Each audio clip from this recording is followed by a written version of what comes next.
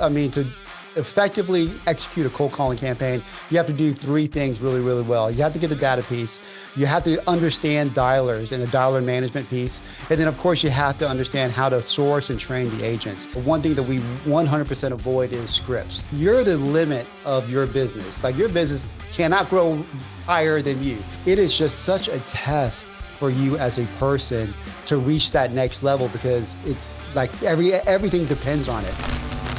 Hey there, and welcome to another episode of the Jack Bosch Show, where we talk about all things finance and real estate. Today, we're talking about lead generation, in particularly about cold calling with the founder of Skipforce, Michael Singletary. Michael, how are you doing today? I'm doing great, Jack. Thanks for having me on, man. I'm excited to have you on. So let's jump right into it. What does Skipforce do?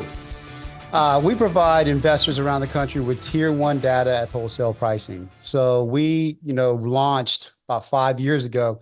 And at that time, we were the only ones that introduced a carrier level data. So our data sets were different from everybody else, which really helps because so what does level one and carrier level data mean? Let me just quickly jump in. Sorry if I want to. Yeah. It's, there's most of the data sets are usually through the credit bureaus, that type of agency. So our output file is totally different from everybody else. It's like, for example, we focus on the best phone numbers and they're graded by the activity level used through the carriers.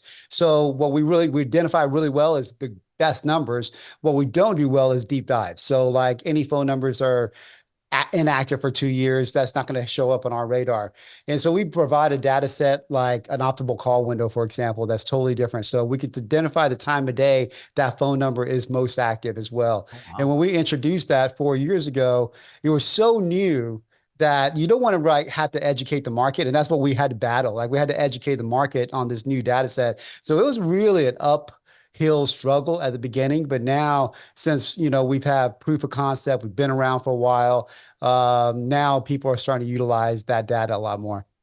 Okay, very cool. So you don't just take raw data from like the counties or things like that. You basically aggregate it and analyze it, and almost like use almost like AI level intelligence to it to make sure that you get the most relevant data to the person that buys the data. Is that accurate? Yeah, absolutely. We even have this program. It's called the Prime Number Generator. So if you're using phone numbers from a different provider, in skip tracing, especially in a bulk skip tracing, there's a huge percentage of the numbers that are wrong, right? And that's just a part of it. So let's say 60% are right, 40% are wrong. A lot of people, they don't really know what to do with that extra 40%. They just buy more data, and it's just kind of like this hog of like, you're just feeding this hog of data, and especially when you're executing on a high level. And what we could do with that is that we could take all your non-performing numbers from another provider, run it through our system, see the activity level of that phone number, put a grade on it, and then see if there's another number associated with that prospect that has a higher grade. And we only charge you if we could find a number with a higher grade. And it goes back to like being able to detect the activity level through the last 24 months, right? So that's really a game changer for a lot of investors, so that they could just utilize their list and optimize their list. Okay, well, that's very cool. So now next question is like, how do you even come up with that kind of logic and that kind of like thinking through there? Is like, are you like a computer science guy or? No, I'm not. It's really just, ultimately it's just finding a certain source and then putting it together and putting it to work. So it was a little bit of a luck, because when I first started this journey, I was one of the first people that started texting and cold calling, especially texting in my area, which is like 6-7 years ago. And so we were in the beta programs, a lot of these larger platforms that people are very familiar with now, right? And at that time, we were, I had a seat in pretty much every skip tracing, TLO, which you can't scale with TLO if everybody ever used them. They're great for one-offs, but if you're doing it on a big scale, you're going to lose your seats, right? So IDI, all of them, I'm very familiar with all of them. And at that time, we were paying like 15 cents, maybe even higher, maybe 17 cents. But, I'm an entrepreneur. I've been an entrepreneur my whole life. So I'm like, man, we got to find a way to get this cheaper, And so we did. We found like it was a lot. It was kind of a little bit of luck and a lot and piecing things together and stuff like that.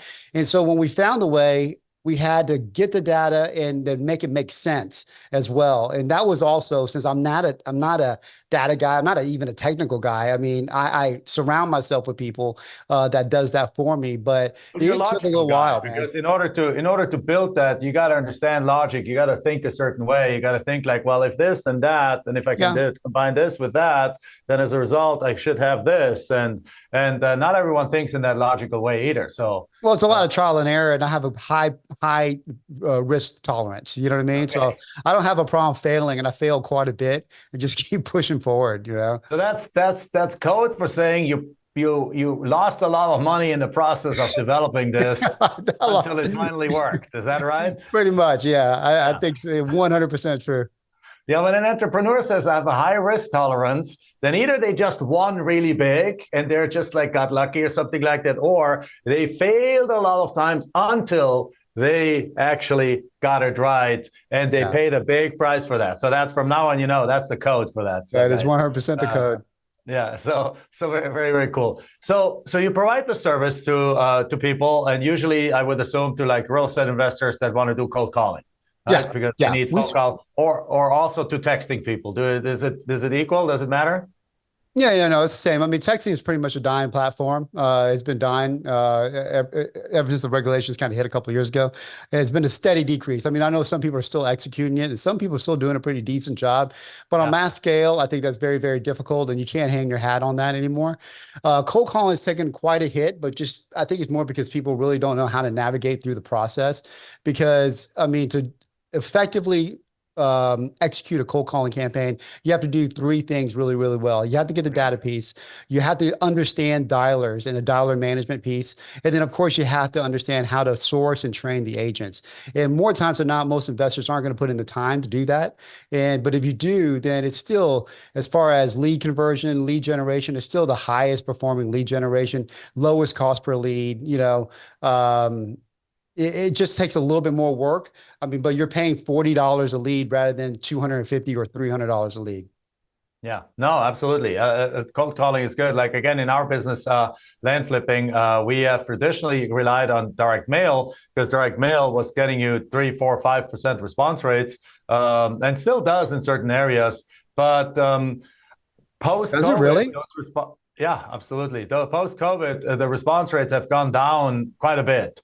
And it's not necessarily because a lot of competition come in, but I think it's more that because people are more distracted now, and people are like, when you send them a letter, they put it somewhere, they're busy. They're during COVID, they didn't have to drive the kids anywhere. The kids were all home. Everyone was home. Everyone was locked down. And some states, COVID lasted a year longer than in other states, right? Yeah. So let me just say that, right? So we're in Arizona. In Arizona, COVID was over 6 weeks into it, or 8 weeks into Yeah. it. For all matter of fact, we used to go out 3, 4 times a week during the entire COVID period, and people would come from other states to Arizona to stay in the hotels and enjoy the nice sun. But what it essentially has done is since COVID is so we had people's attention for several years, and before that people would just pay more attention. But now I think people are with inflation and everything, they're just busy making ends meet.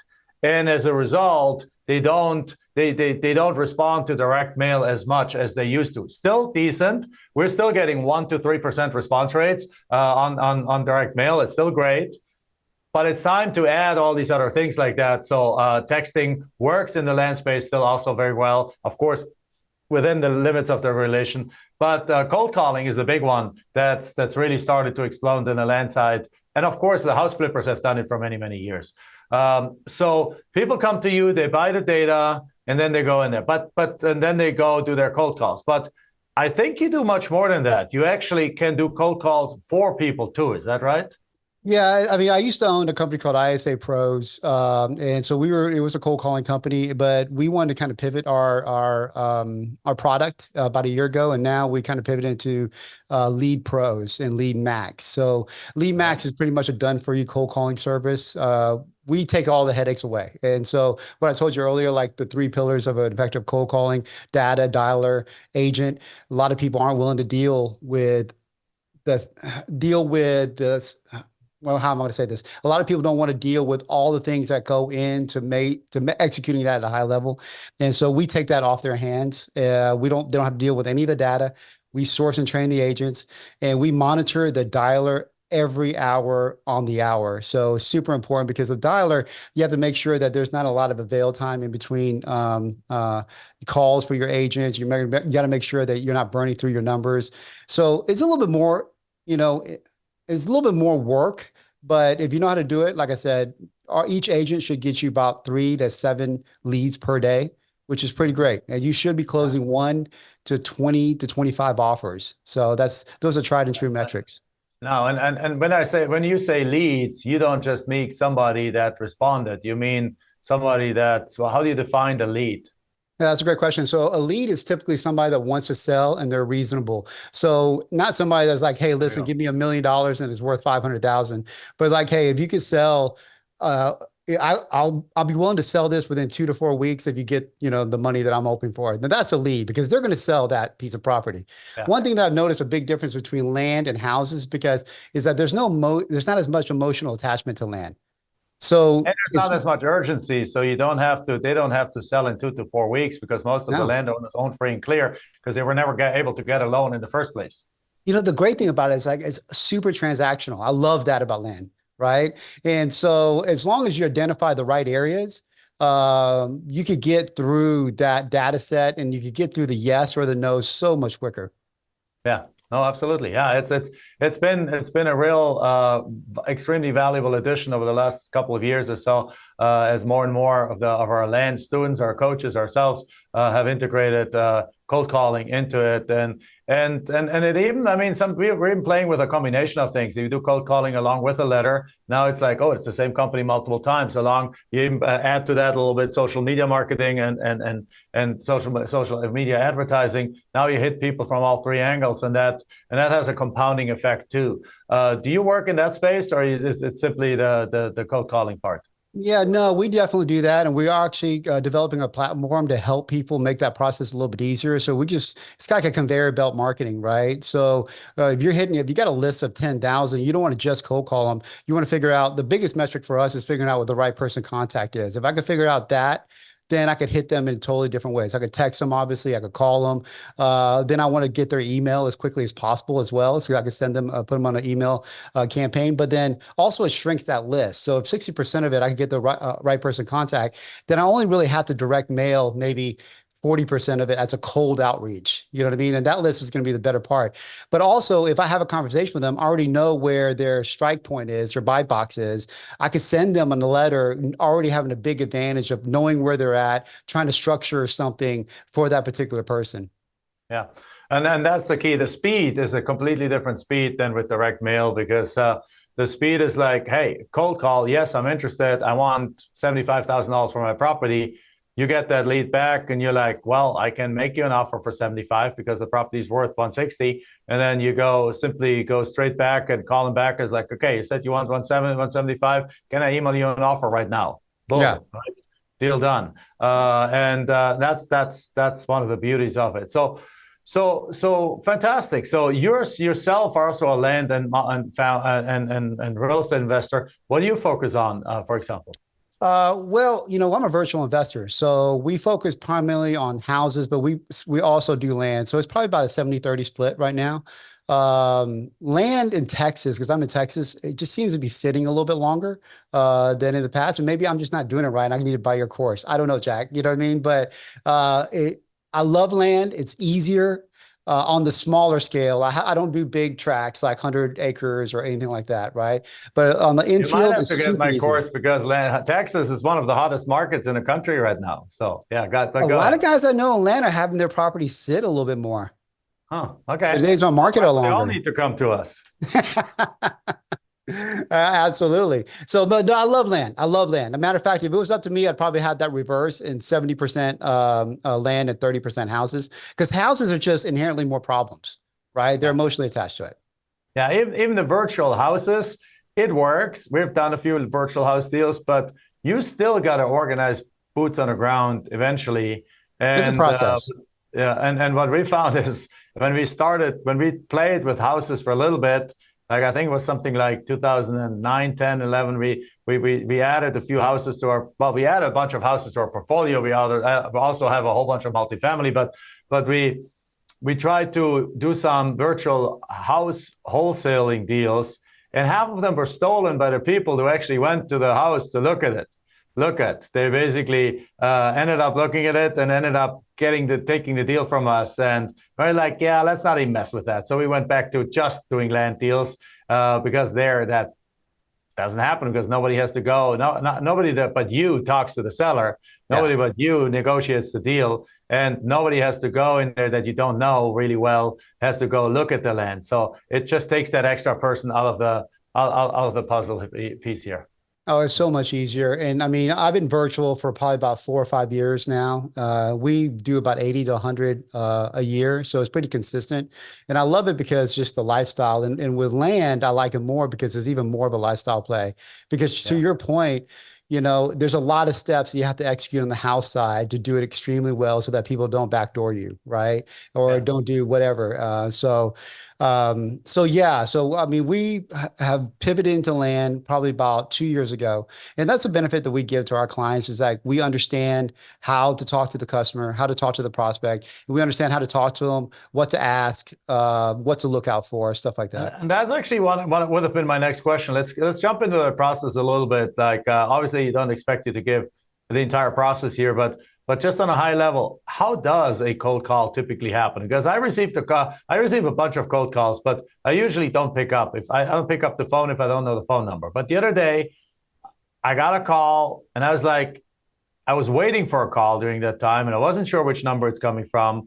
And I've had my phone number for 24 years, so it's the same. I'm like, my phone number is probably on everybody's list, right?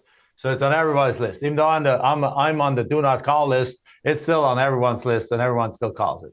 So I picked up the call, and it was the best cold call I ever received. Because basically the guy basically said, very simply, he said, hey, is this Jack Bosch? It's like, yeah, may I ask who's calling? It's like, yeah, I'm going to keep it very short. You own a house on this kind of street. Are you interested? This is a cold call. He started. This is a cold call. If you're interested in selling your house on this wide street, tell me yes or no. If you tell me no, I'll hang up right now. It's the shortest call ever. If you say yes, we'll have a quick conversation. And I was like, no, I'm not interested because it's my portfolio of rental houses. It's a legacy portfolio. We'll keep those for the next 30 years. Not interested in selling. He's like, okay, great, wonderful. Thank you very much. If you ever change your mind, call me back. Boom, he hung up the call. Right? So from my point of view, it was a great cold call because he was trying to convince me of something that I already know the answer is no to. But how does a typical cold call work otherwise? Yeah, that's great. So he hit you with a pattern interrupt right off the bat. You know what I mean? So that's awesome because he differentiated himself from other people. I think it's really simplistic as far as like being effective, and people make it way harder than it needs to be. One, you want to make sure that your tone is very flat, just like you're talking to a neighbor. And you definitely don't want to start. The first 3 seconds are unbelievably vital, right? Because to your point, a lot of people don't pick up their phone, right?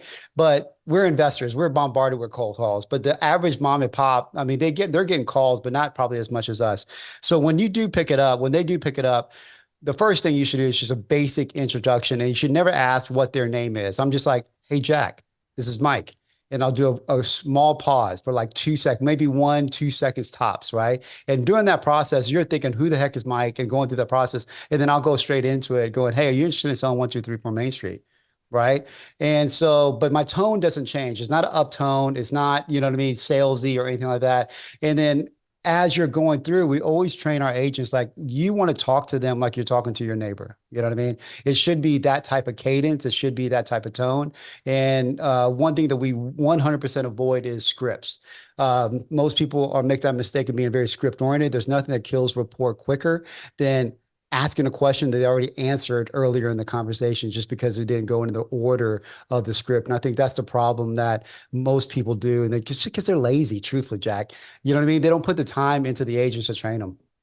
Yeah, no, it makes sense. If no, I mean, there's a positive to a script that makes sure you follow the guideline and things like that. But if you train them properly and if they're like a master, then you don't need to train them. Yeah, that makes Well, the sense. guideline is pillars, right? So what we want on the cold calling is like not to overqualify in the front end because they're the least qualified person to qualify. They're just appointment setters to a certain degree to get information, right? So what we focus on is pillars like timeline, motivation, rapport. You know what I mean? Those like are pillars. Like you got to have these within the conversation. Clear next step is another one. And so don't get bogged down because the way we want to train them is like you're an actor. The script is just there to give you a baseline, but you're just an actor. And these are the things that you have to get out of the conversation. It doesn't matter which order. It really depends on the prospect and how they want that order to go, right? But you just get more information to have a real conversation. I mean, we always joke about this, like you want to talk human, right? Mhm. And a lot of people, they want to get through their process and get all these like labeling and mirroring and all this other stuff, all these things that are effective and they work, but they forget the most important thing. Like we're connecting with another human being and they don't like you. You know what I mean? They don't know you. They don't know you. They don't trust you. They don't like you at the beginning. So for Definitely. you to call them out of the blue and ask for a 50% reduction and them saying yes right off the bat is unbelievably unrealistic. Yeah, absolutely. They're like, who is calling me? What are you trying to sell me? Why are you calling me? Why are you Right. disrupting my day? Right. Yeah. So with that said, what do you think of AI and how AI is coming in to, in some cases, already replacing some of that, or there's some bots that have already been built where actually AI talks to the people and they don't necessarily even know that it's AI. I think ultimately it's going to take over almost every facet of our life. But I think right now it's so new and so young that people could catch on pretty quickly if there's another human being on the other side of it or not. And I've heard some that are unbelievable and sound amazing, but I'm not really I don't believe it could execute at a high level right now. Now, will it change quickly? I think it will, right? Yeah. But right now, I don't believe it could execute at a high level. Yeah, one of our coaches said they want to buy a car for his wife, and they called the dealership first, and they talked to Carol, and then Carol was answering all their questions, and Carol's like, "Why don't you come to the dealership?" And made an appointment, and they walked in. It's like, "I would like to meet Carol," and the car salesmen laughed their butt off because Carol is not real. Carol was an AI, and Carol was perfect in answering those Really? questions. And they did not notice that it was a computer. So it's That's amazing. accelerating fast. Very. It's accelerating fast, and it's going to approach that level of where it can't distinguish it anymore pretty fast. So it's fascinating what's happening out there. So what's the goal for you guys in your company? So where are you going? So you have the skip tracing company, you have the data company, which is basically one of the same. You have the cold calling done for you. What else is going on in your life? What are you building these days? We are a lead generation company, and really what we're trying to build, and we're building the platform around it, is really more of lead nurturing and lead management than prospecting, right? Now, we're always going to have the prospecting branch, but we want to fulfill everything else. And I think the biggest hole that has been in investor space and probably most small business space is just being on top of your leads. You know what I mean? And so we want to be able to provide a done for you white glove experience for investors where they could just, do what they want to do, which is talk to motivated people, right? And we could handle everything else. Beautiful. And that I think will not go out of fashion, whichever way you end up doing it, particularly if AI comes in and you Yeah. guys perhaps over time switch to AI and it produces the same or better services, perhaps potentially at that point, even at a lower cost. It'll be even better because what doesn't change is the fact that people need to get rid of their houses, but that people want to get rid of their land, and that people are in situations where they're willing to give these properties up for a discount of the market value. Yeah, I Yeah. mean, people are messy, unfortunately. So I think we always have a job, right? So especially on houses, on the land side, people are always going to inherit land that they're not going to want, right? Or they're always back to the messy part. Something's always going to happen. So as far as that's concerned, as long as we provide a really, really great service and understand what they're looking for and be in front of them when they're ready to raise a hand, I think that's the key, right? Yeah. Create that system to be always omnipresent, like you're trying to do with your marketing. I think that's the key, and I think that's really a lot of investors fall short as far as that's concerned. Oh, absolutely. I think the number one reason why investors fail is that they don't understand marketing. Yeah, It's 100% the error, or they think they don't need as much marketing. They way underestimate the amount of marketing that it takes to be consistently successful. Like in German, where I'm originally from Germany, we have a saying that even a blind chicken finds a grain every once in a while, right? So meaning like you peck around in the dark, you're eventually going to hit something that makes sense. And so some people are like sending out, I don't know, they're contacting 13 people and they end up getting a house and they're like, oh my God, this is easy. But then the next house comes after the next 13,000 people, and they're not willing to go that far because they're basically have been primed to like, well, I found one fast, why don't I find the next one fast? When really the average is a way higher average of marketing that you have to do to get a house. Now in the land side, luckily, our average is about probably like 10 to 20% of marketing necessary to get a piece of land. But it's still something that needs to be done consistently, and most people underestimate that. Yeah. That's interesting. So no, 100%. Well, we're in a marketing and sales business. That's what, it just happens to be that real estate's the widget, right? Do you think it's more of a marketing game or a sales game? In the current market, it depends on where you are and how they define sales. So some people define sales at the acquisition side. They're like incoming salespeople. But no, it's definitely deal flow is purely a marketing kind of thing. Yeah. Deal flow is all marketing, 100% marketing. And so it's much more of a marketing game than a sales game because, again, if you get enough deals under contract, you can find the best salespeople out there. In our case, we use a lot of realtors to sell our properties, and they know how to sell. Our business is getting the deals. Yeah. Yeah. Well, yeah, 100%. I think it's one of those chicken and egg questions, right? You're not quite sure exactly. I really think it's the opposite. I think it is sales over the marketing, mainly because you can outsource your marketing so much nowadays. You know what I mean? But you need to know how to close them. You need to know how to deal structure. So, okay, if we go that round, then I'm actually going to integrate the third category here. I'm going to say it's an entrepreneurship game. Fair. Right? Because at the end of the day, you can outsource marketing and you can outsource sales. Okay. Right? You can outsource both, but what you cannot outsource is the knowledge about how to structure the deals, how to manage your teams, how to coordinate things, and how to build an actual business. Because at the end of the day, what you said, you're in the sales and marketing business. We're in the sales and marketing business. Walmart is in the sales and marketing business. I don't know. Give me any kind of high-tech companies in the sales and marketing business. Amazon is in the sales and marketing business. We're all in the same business. Right? We all need to do marketing, we all need to get sales, and we all need to fulfill. So a lot of those things can be outsourced. For years, Amazon outsourced all its delivery to FedEx and UPS, right? Until they built their own delivery arm of it. And so what was Amazon? It's a website, and it's all marketing around it. So if you think about it, what is their expertise? Their expertise is logistics. Their expertise is an entrepreneurial kind of factory to make sure everything happens at the right time. So the best thing you can do is become the best as an entrepreneur and make sure you know your numbers, you know how to operate a business. And if you know that, everything else can be plugged into that. I don't disagree. I agree 100%. Being a great operator really distinguishes you from everybody else. You know what I mean? It's in entrepreneurship, if anybody, whoever's just starting, and the people that have been in this road for a while, I've been with my whole life, is the biggest test of self-development because you can never outgrow your capabilities, right? Like you're the limit of your business. Like your business cannot grow higher than you unless you bring somebody else in that's smarter, obviously, and that's what a lot of people do. But when you're in this journey and maybe you're on the sidelines, you're trying to figure it out, it is just such a test for you as a person to reach that next level because it's like everything depends on it. You know what I mean? And I love that game. It's such a fun game. Yeah, same here. And I 100% agree. Like your identity and your abilities is the limit of the size of your company. If you can't imagine yourself being a $100 million company, you will never be. Or if you're hitting that, then you're coming right back.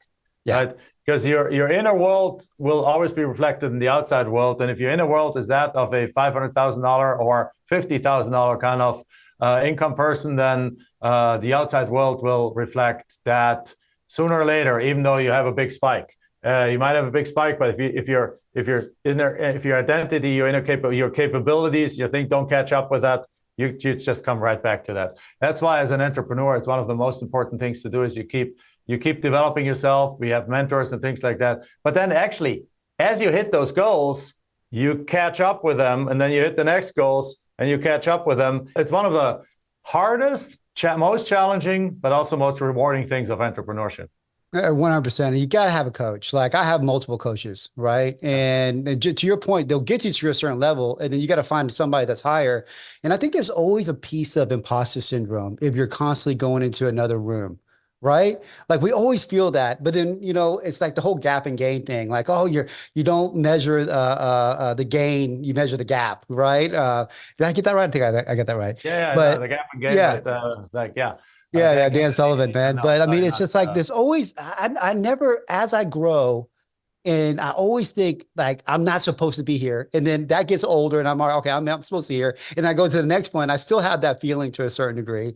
And I don't know if that ever goes away. At least maybe not for me, It doesn't. Like I attended the other day a conference about the longevity, AI, robotics, like quantum computing and stuff like that. And I was literally sitting in one session. I remember this PhD in physics has developed a new computer chip, and he showed it off, and he got like a standing ovation for it. And I was sitting there, and it's like, I hear your words coming out of your mouth. I do not understand what you're saying. Because this guy was so uber smart and so crazy talking about all this kind of things that I just did not. I was like, all these people seem to understand what they're talking about. I felt completely like an imposter. What am I even doing here? But you know what? In that moment, I realized that I'm in the right room. Exactly.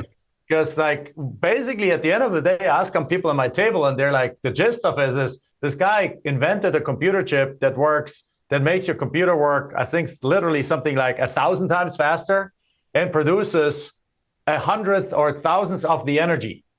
And that's a huge game changer. If that thing is really true, then it solves almost like the energy crisis that a lot of people have, because nowadays, like all these computers, they consume a humongous amount of energy. Well, if you have a microchip that once it spreads all around, produces 1,000th of the energy that our computers use right now, that unleashes vast amounts of bandwidth out there. And at the same time, if it works 1,000 times faster, you can grow into that without consuming more and more and more energy. And that's ultimately what I understood from it. That's the two things. Otherwise, the guy was talking for 45 minutes and I didn't have a clue what he was saying. But the fact that you put yourself in that situation, that's what the tell is, right? Because a lot of people, they shy away from that. They're scared of being small in a room. You know what I mean? And as long as you find a way to embrace that and be okay, I could be dumb right now, but I won't stay here long. I think that's the key. Yeah, that's exactly right. And that's why I actually texted my wife and my daughter, and it's like, next year, both of you are coming with me here, because awesome, we all three need to be in this environment, because it's like almost like a founder, like a gold rush kind of environment of all these AI, longevity, robotics, entrepreneurs, like changing the world. And it was just a fantastic spirit to be in. And again, I'm the real estate guy. I'm like no clue about this, but just being in that space, I came back highly motivated, highly excited, and a lot more educated than when I went there. And at the end of the day, that's what you're looking for. And had the pleasure to meet and talk to billionaires and realize that they're just like you and I. They just had bigger goals, and they had a bigger, in a way, not ceiling. We all have a high ceiling, but they basically just didn't question it. They're like, yeah, of course I can do this. Yeah. So in other words, they had a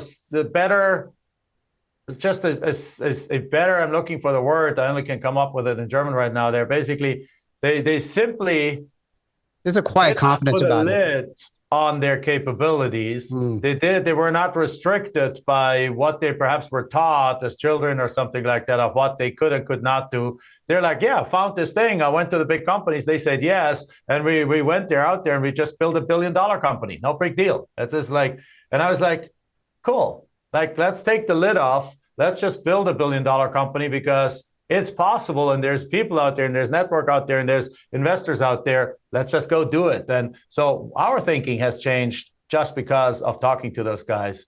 And that's why it's important. You said that 100% right. It's why important to be in rooms like that. It's why important to have that. I had total imposter syndrome this entire weekend that I was there. I was like, week that I was there, 4 days, because I'm the guy with the least knowledge in the room, but it was fun. It was good, and I renewed for another membership. It's a mastermind in a way that meets then with like 400-500 people once a year, and that I renewed for another year, actually multiple years, because as an entrepreneur, if you're not growing, you're shrinking. I agree. 100%. I mean, kudos to you to put yourself in that situation, and it sounds like you're super into AI, and I'm going to go to a conference here in Austin here in June, about it. But I do know one thing, to your point, it will take over everything. I feel like I'll need to learn how to code, but it's like, who has time for that, right? I You know I actually don't. don't anymore. You can actually now tell AI to code for you. So Well, this you is got the to crazy tell them, thing. right? You got to tell them, or otherwise I'm depending on other people. But I have somebody that I'm interviewing. Ironically, you said that she is super like dialed into the AI component as we're building this platform. We're going to incorporate her in our team. But I don't know what I don't know right now, and that's the reason why I'm going to go to that conference. And that's the thing. That's why I joined that group called Abundance 360. Because I realized that we are in the middle of the third or fourth, whatever it is, industrial revolution, and and every industrial revolution in the past has left lots and lots of people behind. Has basically people were on the short end or the long end of it, and more people were on the short end of it than on the long end of it. And I basically said, like, I worked too hard for too long to be on the short end of this. I need to know everything I can about this in order to position myself on the front end of it, so that as this all unfolds, I'm not a victim of it, but I'm a winner of it. Well, I Right? mean, imagine if you understood what the internet was going to be back in the late 80s, right? I mean, and those people that did, look where they're now, right? It's funny that Exactly right. we talk about this, because I was just had this conversation with somebody the other day, somebody that high level person. He was like, he was talking about his kid and how he was going to direct them, but we all have blinders, right? Every one of us have a blinder, and he's not into technology or anything like that, or AI or understanding. He's like, how would you direct your kids if how would you direct your kids? And I was like, well, if they had interest, I'm going to always push them towards it. They have to understand this space, because right now it is going to take over everything. I mean, what OpenAI just came out a couple of years ago? Was it a couple of years ago? Yeah, something like that. Yeah. And we're still in the embryonic stages, right, of this process. So And I don't everyone know. It's already uses fascinating it. times, man. I mean, I agree with you. I want to learn as much as I can about it as well. Right now, I just don't have enough knowledge to have an intelligent conversation. Yeah, no worries. Neither do I. So Yeah. that's it. Thank you for being on the show with us today. How can somebody get a hold of you if they want to use your services, or if they want to reach out to you? How do they learn more about it, or get on your podcast? I think you have a podcast too that you're redoing right now. So how do people get in contact with you? Yeah, so you could get in contact with me on Facebook, Michael Singletary. You could, Mike Singletary at skiffforce.com is an email. Facebook, IG, Mike Singletary on IG as well. I'll send over, I'm sure you'll have it on the show notes. Absolutely, But yeah, we'll put the it all there easiest too. part is Facebook. Just message me and I'll get back with you.